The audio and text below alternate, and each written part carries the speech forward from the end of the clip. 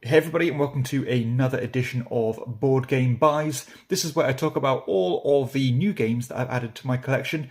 This episode covering September 2024, and I think I have 11 new games here to show you, and there's quite a big variety as well because I've got some new Euros, some old Euros, new fillers and old fillers as well. But before I get started on the video, I want to give a shout out to the show's sponsor, KIENDA.co.uk, who are my go-to online retailer, and if you use the link in the show notes or the QR code, then you can get 5% off your first order. And let's start with a game that I did acquire from KIENDA. This is Windmill Valley. So this one has kind of been itching the back of my head since I heard this one being announced. It was quite big at the UK Games Expo, but I wasn't quite convinced about it at that time.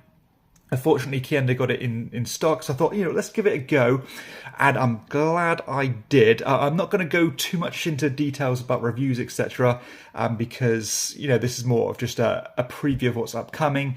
But this is the newest board and dice game, at least one of the newest.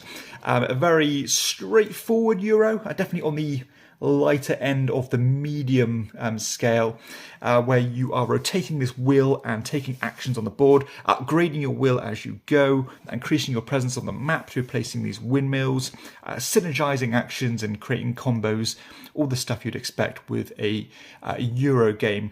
So I have played this one quite a few times already, so keep an eye out for my review video coming out really soon. So that is Windmill Valley, definitely one of the heavy hitters on this video. And sticking with brand new Euros, I did pick up a copy of River of Gold. So this one is another kind of on the lighter end of the scale when it comes to Euro strategy games, as you are collecting resources by moving your boat down this board. This rather lovely looking board, by the way. It has this kind of gilding or gold embossing on the map. You're basically placing buildings, sail down, buying buildings for yourself to take ownership. If people go to your buildings, then you get a reward, and so on. And you're collecting resources for fulfilling contract and climbing these 6 separate tracks.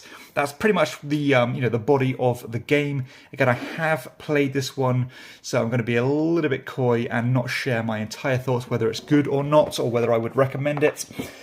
So you'll have to keep an eye out for that. That is River of Gold.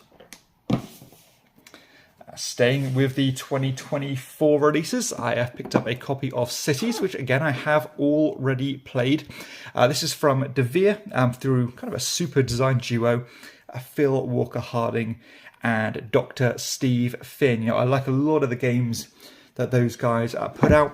This one, as you'd expect with the name, is a very straightforward city building game.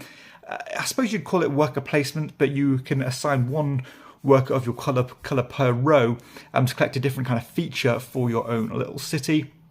Your city is a 3x3 grid made up of 3 different terrain types.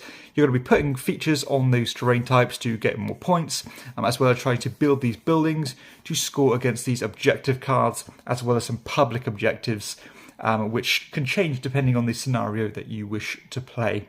Again, looking at the lighter end of the spectrum here, definitely a family-orientated game. But is it enough to keep more seasoned gamers hooked or entertained? So that's going to be the kind of main talking point when it comes to reviewing Cities. A more obscure Euro now. This is Aeolos. So this is from a much smaller publisher, but it is designed by R.V. Fuller, with a guy I'm not familiar with called Guido Eckhoff. This is a card-driven Euro, as you are playing these cards of 2 different types, and you're going to add those numbers together to get the action you can take. You're sailing your boats around these different islands, collecting bonuses, collecting gems for set collection points, and ultimately you're trying to push your boats up these rivers to secure a big chunk of points by putting them at these temples. You're also building up a little bit of an engine by putting things down from your player board. But this definitely is a stripped back Euro. No bloat to the rules or anything like that. So these are the kind of Euros I tend to really get along with. Games with streamlined mechanisms without those fiddly exceptions and things. And that is what have made me really drawn to Aeolos. So again, I'm not going to share my overall thoughts, but I was very excited to get this onto the table. And again, I have already played this one, so I'll be sharing my thoughts very soon. Let's continue with the bigger box games then. So I picked up a copy, finally, of Sansuki. So this is by Michael Kiesling, and one of the only games by him that I've not played, apart from all the Azul variants. I did recently do a kind of a tier list of my favourite Kramer and Kiesling games, and this one was one of the ones I obviously hadn't played, so that was a bit of an omission from that list. This one, I'm not entirely sure mechanically how it plays. There's obviously some degree of tile laying, and it has this lovely looking visual appeal where you have these kind of botanical gardens creating these paths and things. It reminds me of a game I have already played called The Gardens. Of course, this came up before that, but I always love that visual appeal. And with a design pedigree of Michael Kiesling, I'm actually really excited to play this one because I know a lot of people speak very, very highly of it. And the fact that it, 2 to 4 players, 40 minutes, just sounds like it's ticking all those boxes for me, and I'm actually really excited to try this one. So that is Sansuki, an older game, but still, the old ones are normally the best ones. And talking about older games, this is the probably one of the longest kind of games in my Grail list that I've been looking for ages. Fortunately, Trick or Treat Studios did reprint Gold West. So this is the second edition of Gold West with this lovely Vincent Dutrait artwork, as you can see. Now, I've been looking at this game for so long, and I've looked at the rules so many times, but each time I pick it up, I kind of forget how it works because I've not read the rulebook yet. You can see here that this is still in shrink, but this is considered to be kind of one of the hidden gems of the lighter Euro games niche, I suppose. And this is one that I feel is going to work for me. So hopefully that is the case. Again, I'm going to probably put this one right at the top of my priority list in games in which to play next, because I have been waiting many, many years for a copy of Gold West. Again, 2 to 4 players, 45 to 60 minutes. That seems like the sweet spot for me, as long as there is some good decisions to be made and some good depth. So that's Gold West. So let's go on to the filler games now then. Let's go with a really old one. This is You're Bluffing. You can see this is the German version of the game. Another game I've had on my want list for a while. A very silly little card game, as you are collecting kind of sets of animals and doing forced trades with other players. Simple stuff. I just need to get this onto the table and try it with the right group really. But it's definitely got an audience still, which is normally a sign of quality. A brand new game with Alpina. This is a big grid movement style game as you're placing these animals on this grid. Each animal has a scoring condition. And for example, let's say things like you score 1 point for every frog in this row, or for every bird token that you're on. So there's a lot of games like this out there, these kind of spatial puzzle games. This one's different because you don't score that card unless you place a worker on it, and you have limited workers. And of course, you're sharing a grid as well, rather than having your own grid. I have played this one only the once, so I do need to play it some more. But you can probably get a gist of how the game works just by me explaining. I picked up a copy of House of Cats. William Attia, Christian Osby, 2 great designers. I'm not too sure about the theme and stuff. I'm not a huge fan of cats, but this one is a simple roll and write style game. Of course, you're rolling these dice and using those numbers or mice and cats to populate your little sheet. This game has 4 different scenarios, so some of them are very simple, some of them are a bit more involved, and that normally just changes the way that the cats and the mice behave with each other. And generally what you're doing is you're trying to create groups of the same number. So you want 3 3s together, you want 4 4s together, 5 5s together.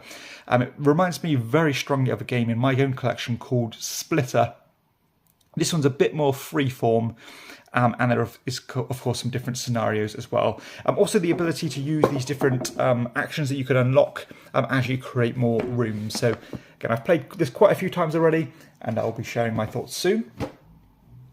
Let's go on to the last couple then. I was very kindly sent a copy of 13 Beavers. Silly push your luck game. You know, I tend to really get on with push your luck games.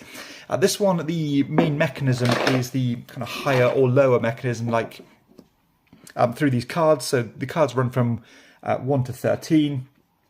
If you draw a 3, you can say, is it going to be higher or lower than the 3? It's probably going to be higher. So you'd say it and so on. If you're correct, you'll move your beaver down the track.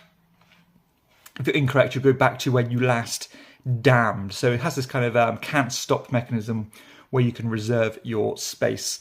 It does have a few little quirky twists as well, where you can go through this temptation tunnel, where if you guess the exact right number, then you can go right through to the end, really, which is quite a cool little twist, as well as getting some powers through these fish, and it even has quite a nice little catch-up mechanism as well. So this one I've been playing quite a lot of, actually, because it's so easy to table, and it's one of those games that's so bad that it's actually good. It's hard to explain, but that is 13 Beavers. And the final game is one that I have not had the opportunity to play yet. Again, very kindly sent to me by the designer. This is Chonka Party. So this is a kind of a hybrid, kind of a trick-taking party-esque style game. I have read the rules, but I've not played it yet. Now, generally speaking, I'm not a huge fan of trick-taking games. This one seems more like a shedding game, really, as you are, of course, playing these cards, but there's some cards will trump other cards. And it even has some more in-your-face party-style mechanisms kind of injected into the game as well. So I'm kind of keeping an open mind with this one. I'm not sure what to expect, but I'm very grateful to be sent a copy because I do like my little card games. And this one has a very very cutesy art style as well, as you can see. So if this appeals to you, go check out the game, because I'm sure the designer will be very grateful for that. So that is Chonka Party. So that's it, really. That's all of the games that I have picked up. I did pick up a couple more, but they haven't arrived yet, so I'll be sure to show them on the next video. But a good range of games here, ones that I have played, ones I'm excited to play, and everything in between. So if you have enjoyed the video, please be sure to hit like and subscribe to the channel, and check out my other content too. But for everybody else, I'll see you next time on Chairman of the Board. Bye bye.